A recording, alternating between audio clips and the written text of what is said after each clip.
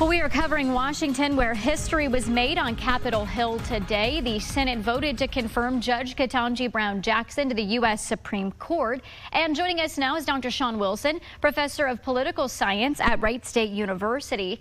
Thank you so much for being with us here to discuss this tonight. Let's start with the historical aspect. What are the lasting impacts of this confirmation? Well, this is huge. I think it's going to be fantastic. This is another milestone. You know, you had Sandra Day O'Connor. You had also African-American males in the past. This one, I think this appointment is going to be very special.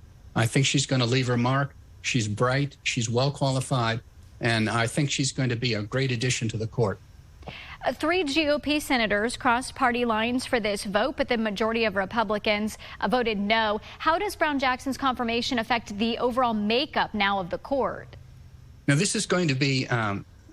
I don't know whether to give you the easy answer or the complicated answer, but in the short run, how she votes really is not going to make that much of a difference in the outcomes. There's really only 2 choices here. She's going to vote a lot like Breyer and Kagan vote, where they kind of swing vote a lot and get along with a couple of those other Republicans, or she's going to be more in the passionate category like Sotomayor is and vote more with her. Sotomayor does a lot of dissenting opinions.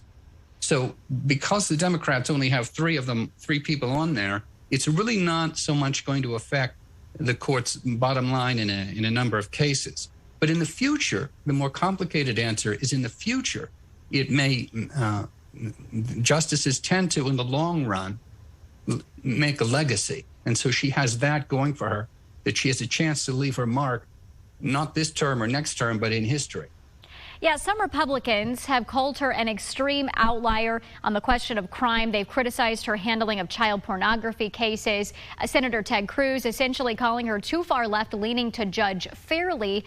My question is, we've witnessed a pattern here politically where parties oppose a justice nominated by the other party, typically. So how can the American public truly judge whether any nominee is qualified and fair? Well, the one thing you should know is that political scientists like myself study the court, and we measure this stuff. Every single time these people vote, we catalog the vote, and we see their voting patterns.